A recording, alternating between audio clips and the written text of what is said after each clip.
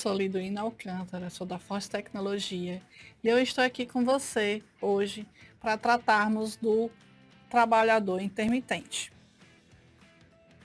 O que a gente vai ver no nosso momento de hoje? A gente vai ver uma definição, vamos ver as principais características e os direitos trabalhistas do trabalhador intermitente. O que é o trabalhador intermitente?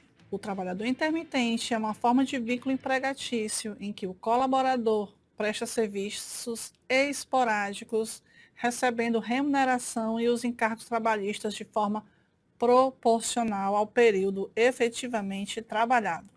As principais características que definem um contrato de trabalho intermitente são prestação de serviços não contínua, ou seja, o trabalho que esse intermitente vai realizar, ele é feito de fato de forma esporádica, de repente alternando os períodos de atividade e inatividade conforme demanda do empregador. Registro obrigatório na carteira de trabalho. O vínculo deve ser formalizado com anotação regular na CTPS, como qualquer outro contrato de trabalho. Hoje, né, esse vínculo a gente formaliza na CTPS através do E-Social, né? Possibilidades de múltiplos vínculos empregatícios. O empregado pode prestar serviços para diferentes empregadores simultaneamente, desde que respeitados os limites legais. Um outro ponto importante é que o trabalhador intermitente, ele deve receber sua remuneração imediatamente ao final de cada período trabalhado.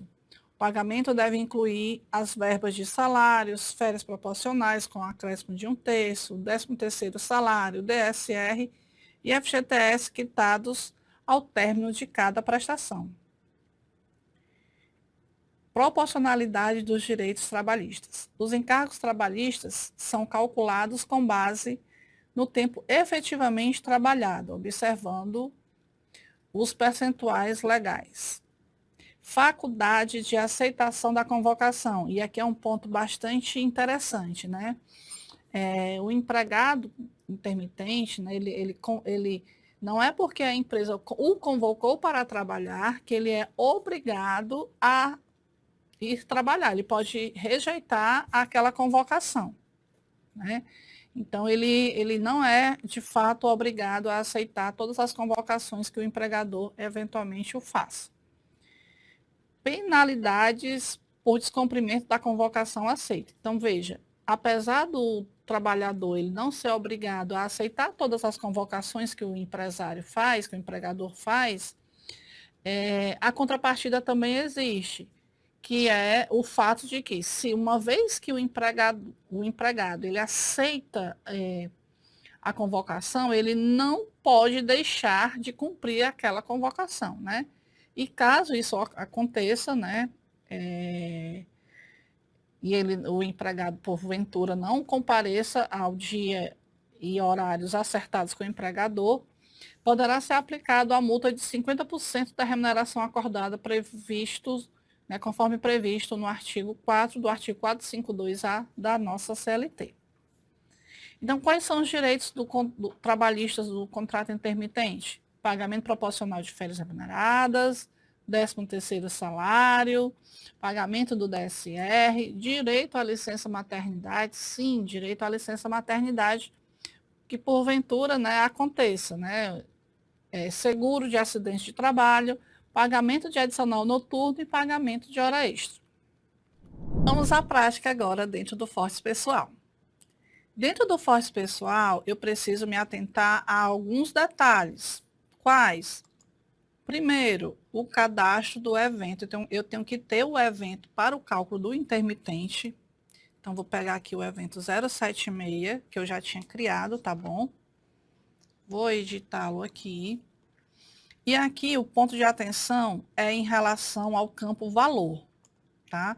O campo valor eu coloquei aqui para ele pegar o salário contratual do empregado, dividir pelo número de dias do mês e multiplicar pelo parâmetro. Liduína, o que é o parâmetro? É exatamente a quantidade de dias que o trabalhador vai realizar, né, vai prestar o serviço lá para a empresa, tá?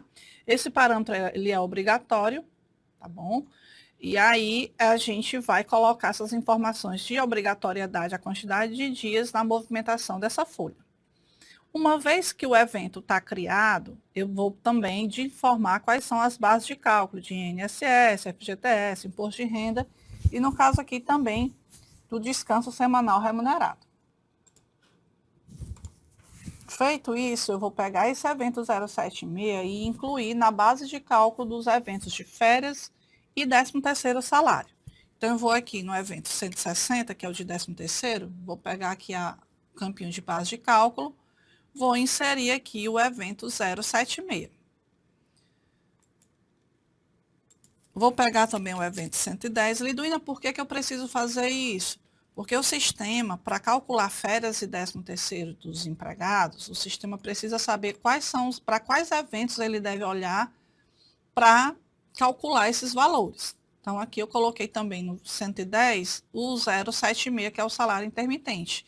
E detalhe, aqui eu só preciso, no caso das férias, eu só preciso colocar o evento do salário intermitente apenas nele. Eu não preciso colocar no evento um terço de férias, tranquilo? Feito isso, a gente vai pensar também no cadastro da jornada desse empregado. E aqui eu tenho um horário padrão, de 8 ao meio-dia, de 3 às 17. E dentro dessa jornada de trabalho, a gente informou que, criei aqui uma jornada intermitente, onde eu disse que de segunda, na semana, né, de segunda a domingo, ele trabalha segundas, quartas e sextas. Nesses dias ele tem direito, são dias úteis, mas nos dias em que ele não está trabalhando, a empresa está pagando o DSR, tá? Aqui eu coloquei apenas como exemplo. Então, aqui no caso, é DSR para ele na terça, na quinta, no sábado e no domingo. Feito isso, a gente vai para o cadastro do empregado. Então, aqui dentro do cadastro do empregado, quais são os pontos de atenção que eu tenho que ter aqui nesse cadastro do empregado? Na aba de dados contratuais, no campo de vínculo, a gente tem a categoria do E-Social. Então, para o sistema calcular, além do salário, as verbas também oriundas a 13º, a um terço de férias, a gente vai usar a categoria 111. Outro ponto de atenção, gente, está aqui em relação à remuneração, aonde na remuneração eu estou marcando aqui a opção de salário contratual, estou colocando aqui o valor do salário mínimo, e mais abaixo, aqui no campo da remuneração de eventos fixos, né? Aliás, perdão, eventos de remuneração fixo, eu estou colocando aqui o evento 076, e nesse caso especificamente, eu estou colocando que, por padrão, o sistema sempre vai calcular 15 dias de salário para o empregado. Ah, Liduína, então quer dizer que se o empregado trabalhar 10 dias, eu vou ter que fazer a movimentação diretamente na folha? Sim, quer dizer isso.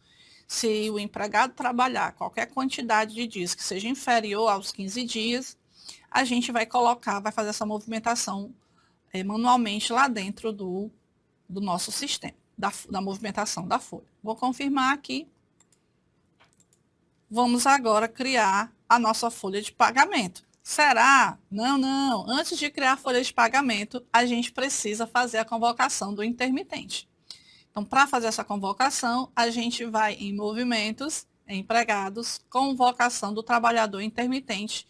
E aqui você vai clicar em novo, vai informar quem é o empregado, vai indicar aqui o período da convocação e vai informar aqui, além da jornada, do horário, no caso, você vai indicar aqui a data de pagamento dessa folha. Eu vou colocar aqui 30/9/2025. Feito isso, a gente está vendo aqui quantos dias o trabalhador vai trabalhar para esse empregador no mês de setembro. Aqui a gente tem 13 dias. Guardem esse número aí, 13 dias. Vou indicar aqui também o local da prestação do serviço. Vou confirmar. E agora a gente vai criar a folha do mês de setembro. Vamos aqui em movimentos, folha de pagamento, criar, competência 9, sequência 1, período de pagamento 30/9, data da vigência da folha de 1º a 30/9, vou avançando aqui para criar a nossa folha. Sim, cálculo concluído, ok. Quer visualizar o relatório dessa folha? Se a gente for visualizar, a gente vai ver que ele calculou lá os 15 dias direto para o empregado, mas a gente sabe que ele trabalhou apenas 12 dias, né? Então, vamos olhar aqui como é que está o cálculo. Vejam, o sistema calculou aqui os 15 dias. Só que nós temos, no caso, 13 dias no mês de setembro. Então, vou fechar aqui essa folha, esse relatório, no caso, e a gente vai fazer a movimentação. Onde fazemos a movimentação? Movimentos, folha de pagamento, movimentar por empregado. Competência 9, sequência 1, empregado 1. Vou inserir aqui o evento 076, só que a gente vai colocar aqui a quantidade de dias, que serão 13 dias. Feito isso, a gente vai clicar aqui no F7 para ele calcular a nossa folha. Coloquei aqui os 13 dias. Vamos conferir se esses valores estão coerentes. Vamos pegar aqui o salário contratual era 1.518, dividido por 30, vezes 13. 657,80. Liduína, e para a gente calcular aqui essa remuneração de férias e esse 13º salário, como é que a gente vai fazer para conferir? A gente vai pegar o 657,80, que é o valor do salário dele, vamos dividir por 12, e a gente vai encontrar aqui o evento 110, que é a remuneração das férias, o 13º salário, que também é um 12avos, né?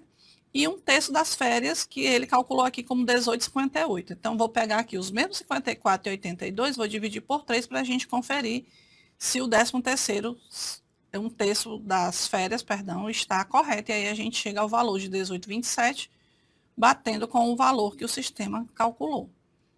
Liduína, eu vi aqui que só de descanso semanal remunerado, o empregado vai receber mais do que salário.